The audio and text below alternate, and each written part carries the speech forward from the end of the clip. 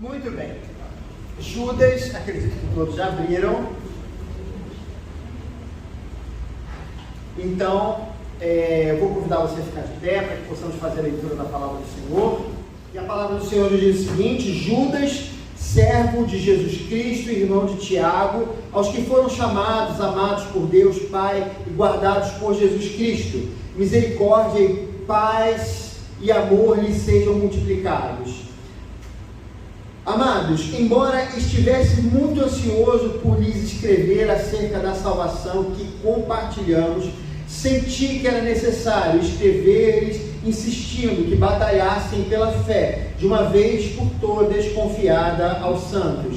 Pois certos homens, cuja condenação já estava sentenciada há muito tempo, infiltraram-se dissimuladamente no meio de vocês. Estes são ímpios e transformam a graça de nosso Deus em libertinagem e negam Jesus Cristo, nosso único soberano e Senhor.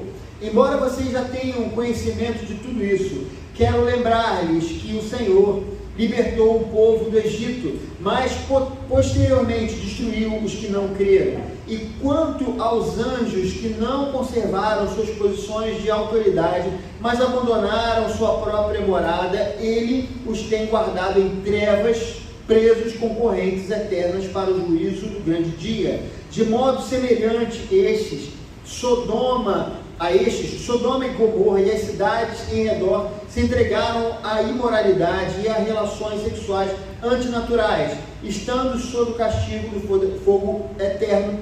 Elas servem de exemplo.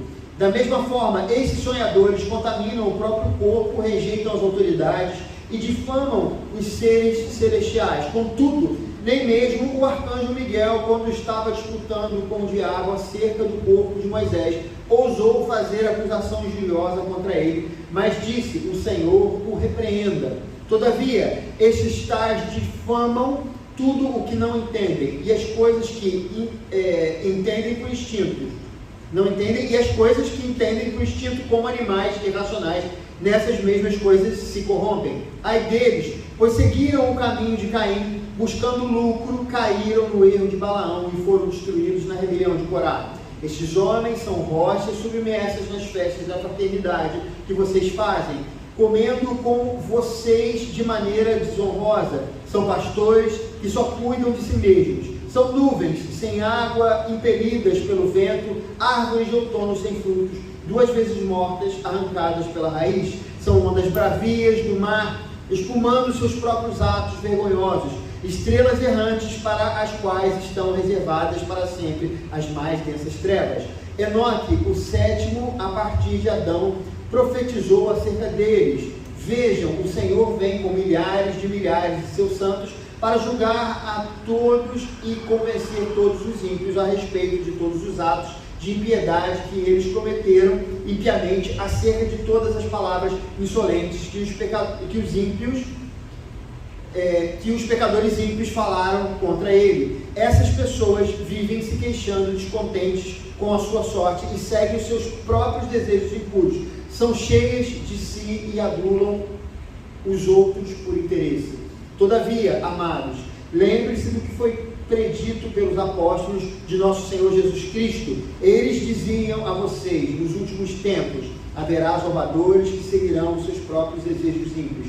Estes são os que causam divisões entre vocês, os quais seguem a tendência de sua própria alma e não têm o Espírito. Edifiquem-se, porém, amados, na santíssima fé que vocês têm, orando no Espírito. Mantenham-se no amor de Deus, enquanto esperam que a misericórdia de nosso Senhor Jesus Cristo os leve para a vida eterna. Tenham compaixão daqueles que duvidam. A outros salvem arrebatando-os do fogo. A outros ainda mostrem misericórdia com temor, odiando até a roupa contaminada pela carne. Aquele que é poderoso para impedi-los de cair e para apresentá-los diante da sua glória, sem mácula e com grande alegria. Ao único Deus, nosso Salvador, sejam glória, majestade, poder e autoridade mediante Jesus Cristo, nosso Senhor, antes de todos os tempos, agora e para todo sempre. Amém. Vamos orar. Senhor, nós oramos a Ti, pedimos que o Teu Espírito Santo, mais uma vez, possa falar aos nossos corações. Nós precisamos ouvir a Tua voz, precisamos entender o que Tu tens para as nossas vidas nessa manhã. Nós oramos assim, no nome de Jesus. Amém e amém. Irmãos, podem se assentar.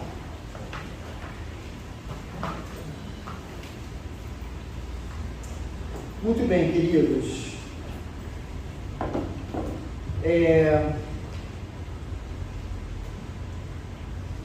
Quando a gente fala, né, em Judas na Bíblia, a primeira pessoa que vem à nossa mente foi aquele das 30 moedas de prata, né? Então, um desavisado pode olhar para esse personagem e pode falar assim: não, mas o que Judas tem para falar para a gente, tem para ensinar para a gente, já que ele traiu Jesus, o que ele pode ensinar para a gente? Mas a gente, né, sabe que esse Judas não é o Judas, o que traiu Jesus. Esse Judas, ele se identifica como sendo irmão do Senhor, irmão de Tiago. Ele se identifica assim no primeiro versículo, né?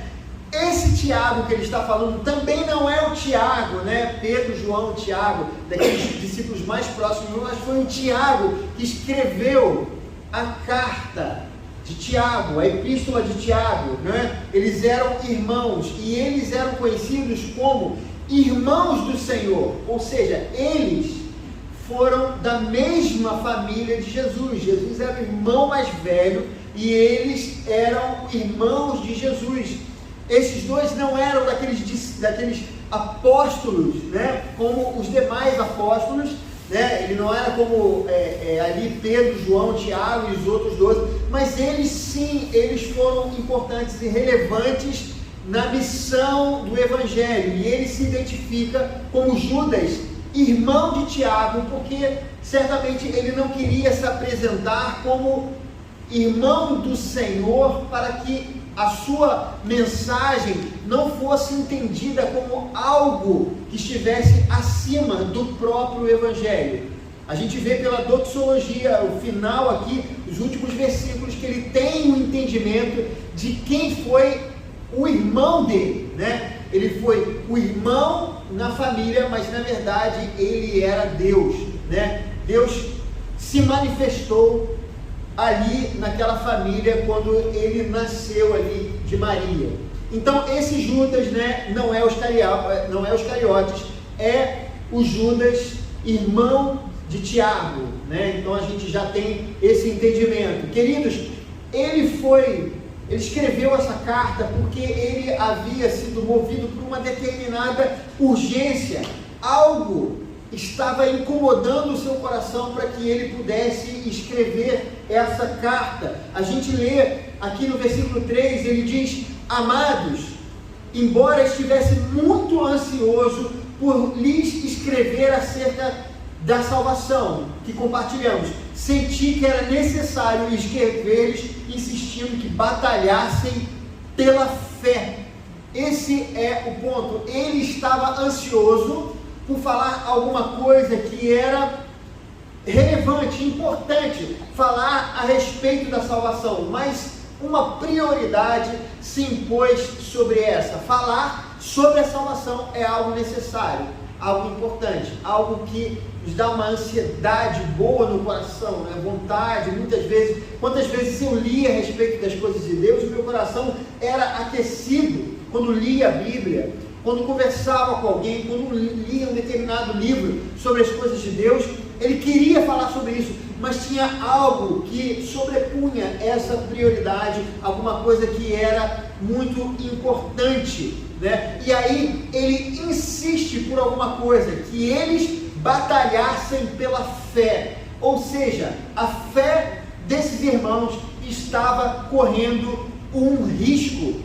Havia algum problema que a igreja estava sofrendo. É importante a gente dizer que não sabemos exatamente qual era essa igreja, diferente, por exemplo, da carta de Paulo aos Colossenses, da carta de Paulo aos Romanos, da carta de Paulo aos Coríntios. A gente não vê uma igreja específica. O que se imagina é que possivelmente era uma igreja de cristãos judeus, né? Não era uma igreja específica, mas era uma igreja na qual era necessário escrever essa carta. E havia um grande problema que eles estavam vivendo. Esse não era um problema dessa igreja, mas era um problema de todas as igrejas do Novo Testamento. Nós temos lido, nós temos a oportunidade de ler as cartas, né, de uma maneira pausada, né, como a gente tem feito nos últimos tempos. E como é interessante, irmãos, quando a gente não faz aquela leitura rápida, como geralmente, né, a gente fazia, mas agora a gente está lendo bem devagar, e a gente começa a notar que não apenas o apóstolo Paulo, mas também outros apóstolos enfrentavam essa situação. Paulo enfrentou, Pedro, João, né, o autor de Hebreus, ele fala sobre isso, sobre a questão dos falsos mestres.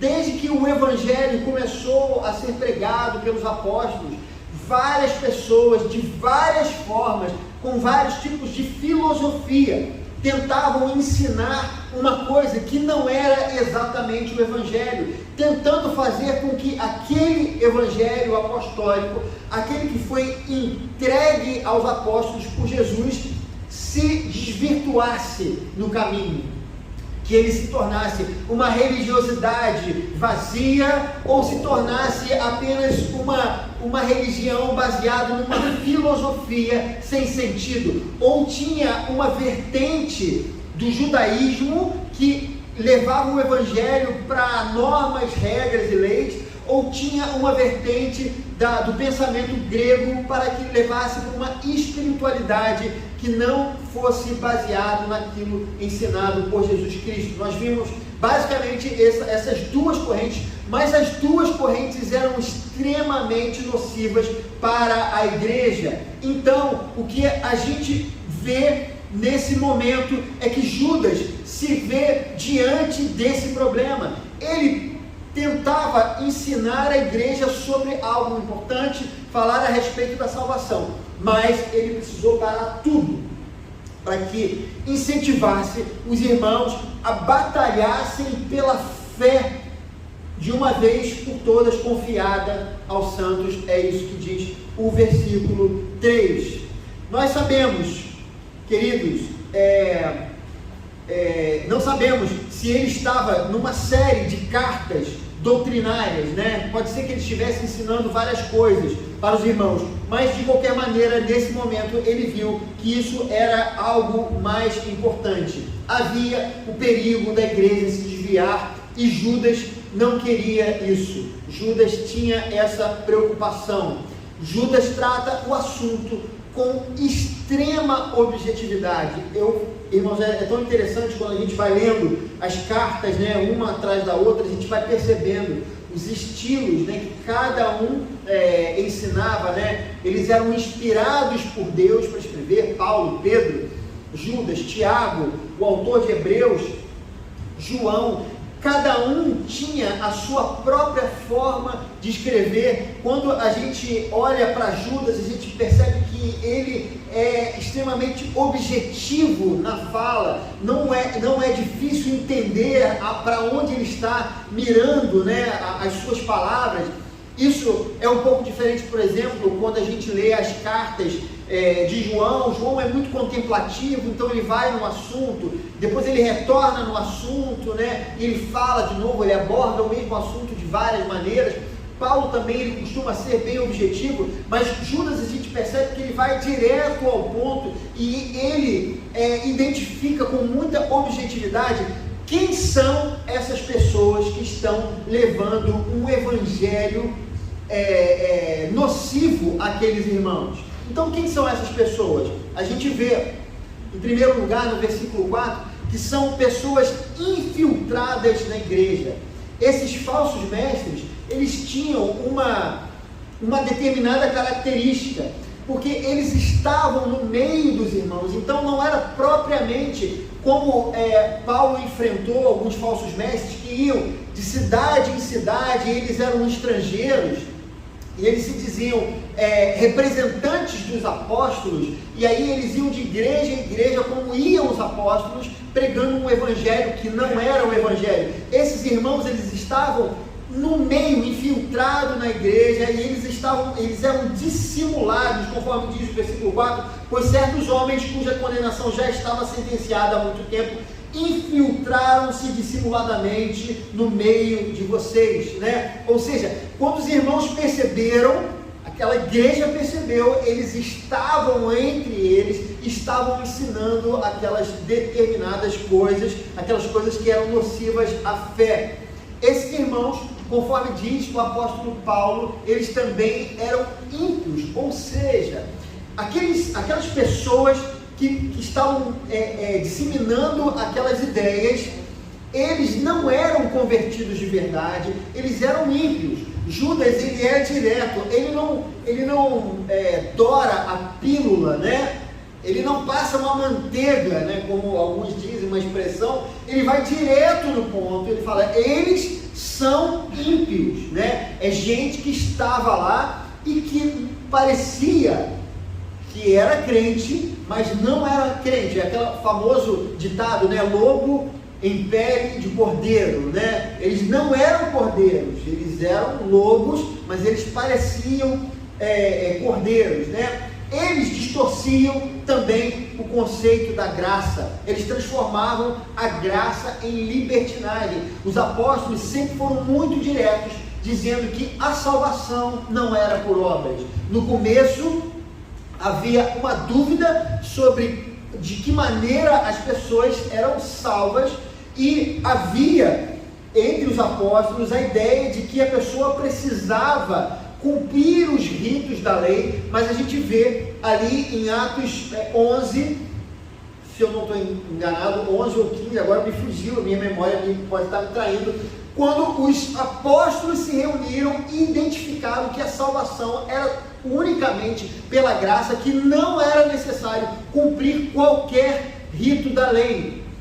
Essa era a mensagem deles. Essas pessoas que aqui estavam, o que elas faziam era pegar essa mensagem apostólica da salvação pela graça, e eles diziam que a graça de Deus permitia a eles praticar todo tipo de pecado. Já que eu sou salvo pela graça, eu posso pecar à vontade, porque eu vou continuar salvo. Eu não preciso ter qualquer temor em meu coração, porque eu, de qualquer maneira, eu já sou salvo, então eu posso pregar de qualquer forma. Então eles distorciam o conceito da graça e transformavam graça em libertinagem.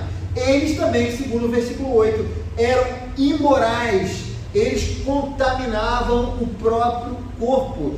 No versículo 8 também dizia que eles eram insubmissos, eles rejeitavam as autoridades, né? Qualquer um que tentava se colocar como autoridade espiritual, eles não respeitavam. Qualquer um que apresentasse o Evangelho, eles rejeitavam o Evangelho, rejeitavam a pessoa que estava trazendo o Evangelho, rejeitavam os apóstolos, e eles simplesmente eram insubmissos em seus corações. Como nós sabemos, queridos, essa é uma marca do verdadeiro cristão, a submissão. Isso é fundamental. Quando o nosso coração é insubmisso, nós estamos mais próximos do mundo do que próximos de Deus.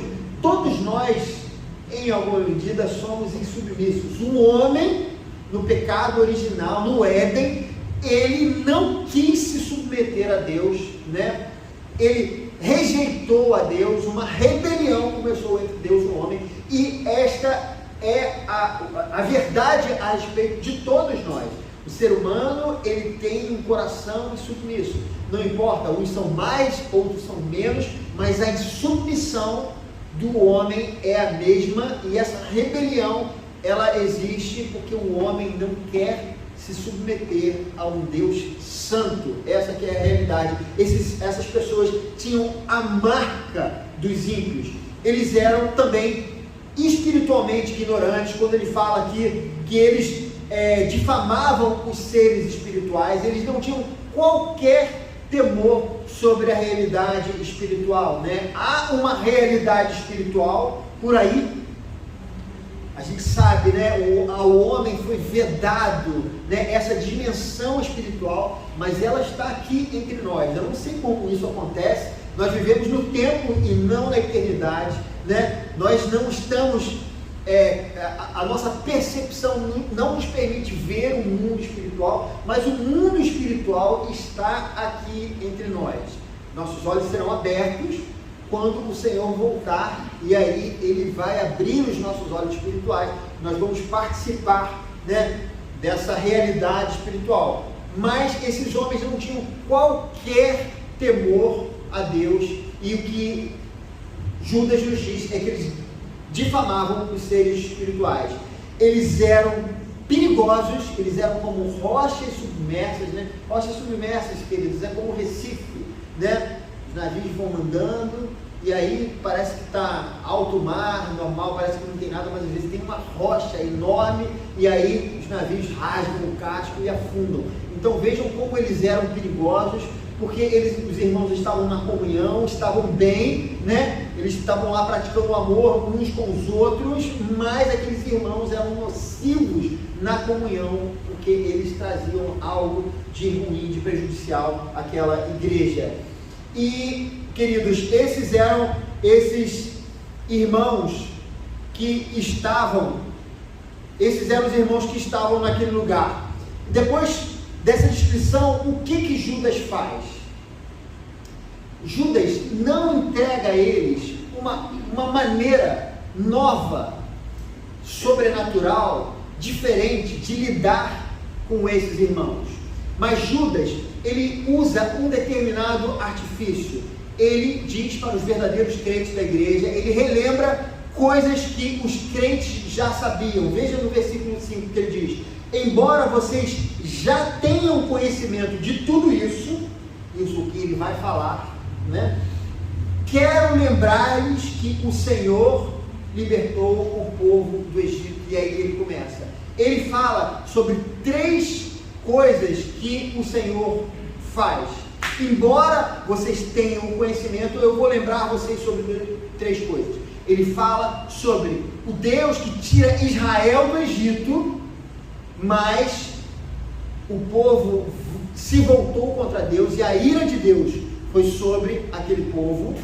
Ele fala sobre a ira de Deus, sobre os anjos que pecaram, e ele fala sobre a ira de Deus sobre a cidade de Sodoma e Gomorra. Essa ira de Deus no passado, no Antigo Testamento, é a mesma ira que está sobre esses homens. E ele identifica mais à frente que esses homens seguiram o caminho de Caim, o caminho de Balaão e o caminho de Corá. Essas 3 figuras do Antigo Testamento são ícones da impiedade bíblica. Um era homicida, o outro era ganancioso e o outro era rebelde. Ou seja, esses falsos mestres, eles estavam num caminho sem volta. Eles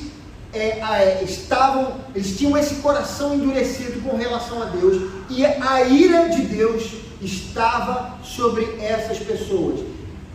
Judas, ele lembra isso àqueles irmãos. Eles precisavam entender que esses homens não estavam lá apenas abandonados. Deus não estava indiferente à maldade que eles estavam fazendo. Mas isso, queridos, conforme diz o versículo 18, ele fala aqui no versículo 18 o seguinte, ele diz: eles diziam a vocês, os apóstolos, nos últimos tempos haverá zombadores que seguirão os seus próprios desejos íntimos. Estes são os que causam divisões entre vocês. Esse é um ponto importante no qual o apóstolo ele fala. Esse caminho é o caminho que os apóstolos já tinham falado, que nos últimos tempos vão aparecer pessoas como essas. O que nós entendemos que essa perseguição acontecida com essa igreja era a mesma perseguição que todos os apóstolos passavam nas demais igrejas que nós vemos, por exemplo, no livro de Atos. Havia uma perseguição, e isso foi profetizado pelos apóstolos, uma perseguição que acontece desde o momento em que o cristianismo passa a pregar a verdade do Evangelho, e esse cristianismo passa a libertar as pessoas do pecado e das mãos de Satanás. E qual é a recomendação de Judas para os crentes? A gente vê essa recomendação no versículo 20. Ele diz: edifiquem-se, porém, amados, na santíssima fé que vocês têm, orando no Espírito Santo. Mantenham-se no amor enquanto esperam que a misericórdia do nosso Senhor Jesus Cristo os leve para a eternidade. Então, edificar-se na santíssima fé, manter-se no amor, aguardar a vida eterna. Aqueles irmãos, aquelas pessoas que se diziam irmãos, aqueles ímpios que estavam no meio da igreja, a ira de Deus estava sobre eles. Deus faria o que fosse necessário no tempo certo. Eles precisariam cuidar deles mesmos, edificando-se na santíssima fé, mantendo-se no amor, aguardando a vida eterna. Eles precisavam continuar no caminho do discipulado. Mas não apenas isso, eles também deveriam cuidar não somente deles, mas continuar a missão que eles tinham, né? Ou seja, tenha compaixão daqueles que duvidam, foi o que ele fala no versículo 22. Aqueles que sofreram a influência desses falsos mestres. Haviam os falsos mestres e haviam os influenciados pelos falsos mestres. Tenham compaixão desses, salvem, arrebatando-os do fogo, é o que ele fala também nesse versículo. Aqueles que estão à beira da destruição por causa desses falsos mestres, né? Salvem-nos, arrebatem esses do fogo. E depois ele fala: mostrem misericórdia com temor, ou seja, amem o pecador, mas odeiem o pecado. No âmbito pessoal e na comunhão, eles deveriam se manter firmes na fé, no amor e na esperança. No aspecto missional, eles deveriam continuar pregando o verdadeiro Evangelho. Essa é a questão, queridos, que nós vemos aqui, a forma que Judas ensina os irmãos a lidarem com aquela situação perigosa que a igreja estava vivendo. Queridos, eu queria fazer uma aplicação importante dessa mensagem para nós. A gente pode muitas vezes imaginar que no meio de nós não há pessoas como esses ímpios que estavam no meio da igreja. E de fato, nós somos uma igreja pequena. Nós conhecemos uns aos outros aqui, eu conheço vocês e sei da sinceridade de vocês, da conversão de cada um de vocês.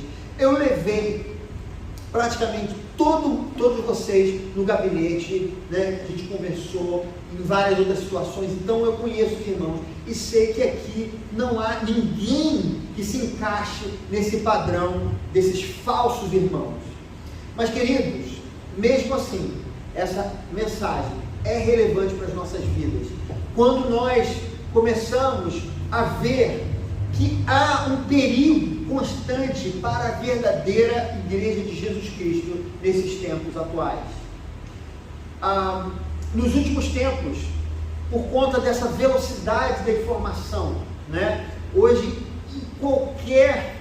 a qualquer minuto você pode buscar no seu Google, no seu smartphone, qualquer coisa referente a conhecimento, desde você fabricar uma roupa, fazer um bolo, até questões de como construir uma bomba atômica, por exemplo. Você tem todas essas informações disponíveis de uma maneira muito rápida.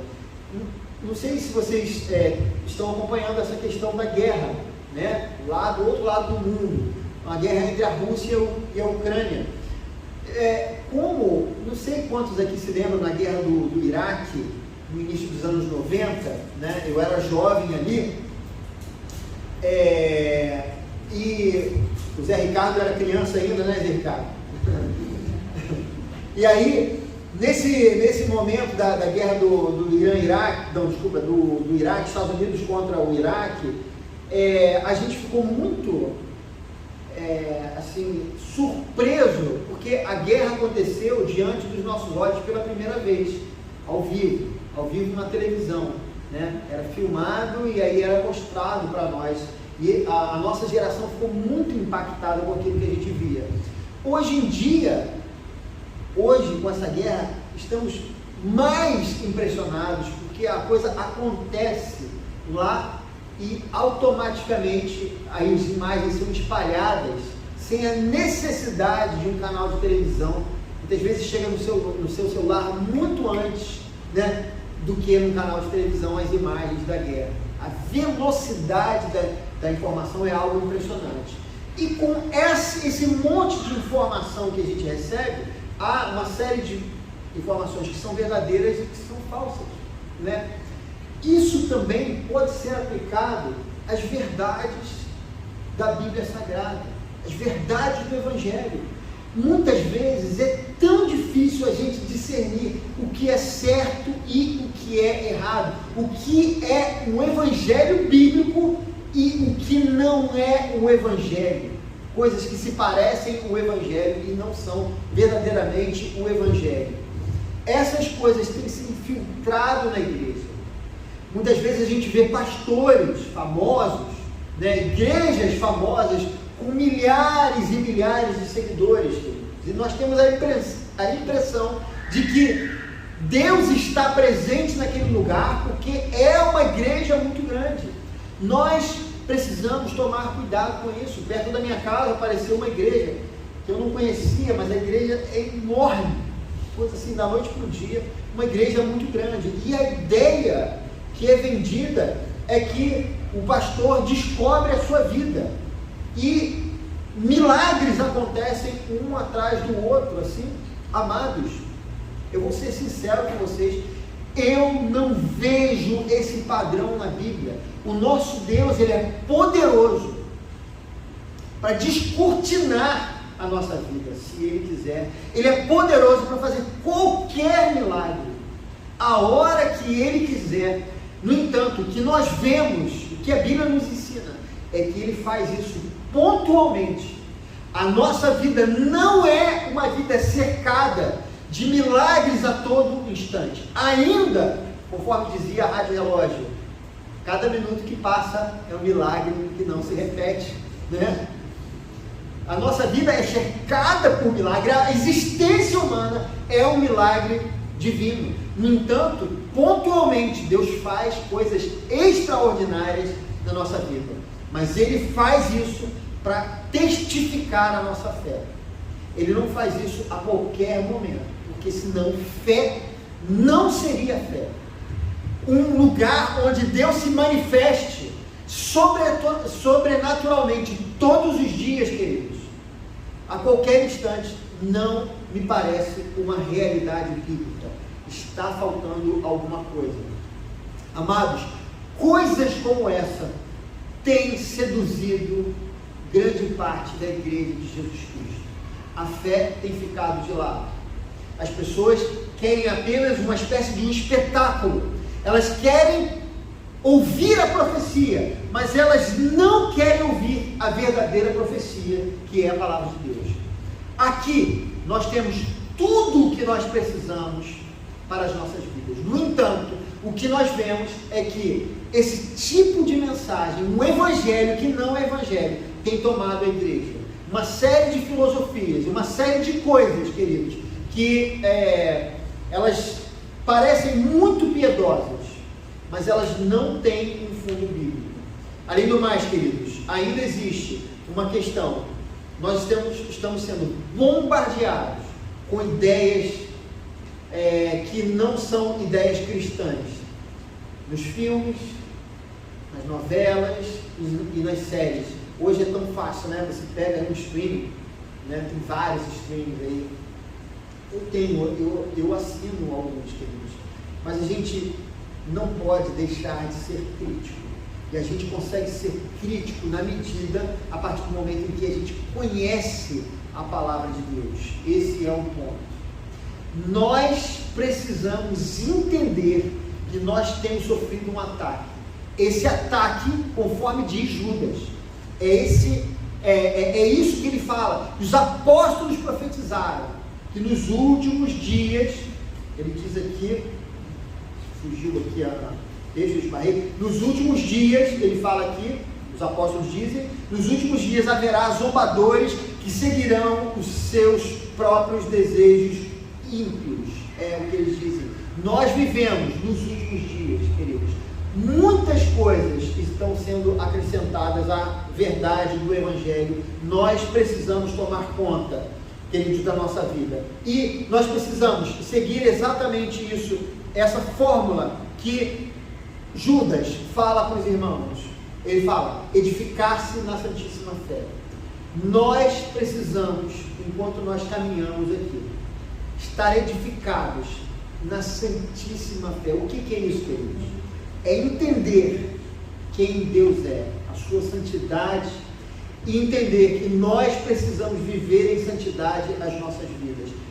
Nós não podemos fugir desse alvo. Isso é fundamental. Nós precisamos continuar focados nisso. Nós precisamos também nos manter no amor, entender que Deus nos ama. Quem nos separará do amor de Cristo, né? Nós precisamos também amar uns aos outros. E nós precisamos aguardar a vida eterna. Fé, esperança e amor. Isso é fundamental para cada um de nós. Porque coisas vão querer nos desviar, nos desviar do Evangelho. Mas nós precisamos estar focados, queridos, nesses 3 pontos. Nós precisamos continuar também tendo compaixão daqueles que duvidam. Há muitas pessoas que estão sendo enganadas nos nossos dias. Quando se fala sobre religião, se fala sobre várias coisas completamente diferentes daquilo que nós pregamos. Não viva o Evangelho para você. Entenda que esse mundo está dando as costas para Deus, está dando as costas para Jesus Cristo. Então, tenha compaixão daqueles que duvidam, daqueles que são influenciados por essas mensagens. Salvem essas pessoas, arrebatando-os do fogo, aqueles que estão à beira da destruição. Tenha sempre no seu coração a ideia de que você pode ajudar aquela pessoa, seu vizinho, seu amigo, seu parente, né? Aquele seu conhecido de infância. E mostrem misericórdia com temor, né? Sejam misericordiosos com as pessoas. Não pense que o Evangelho veio só para você, mas ele veio para as demais pessoas também. Mas faça isso com temor, nunca se misturando com o pecado. Amem o pecador, mas odeiem o pecado. Queridos,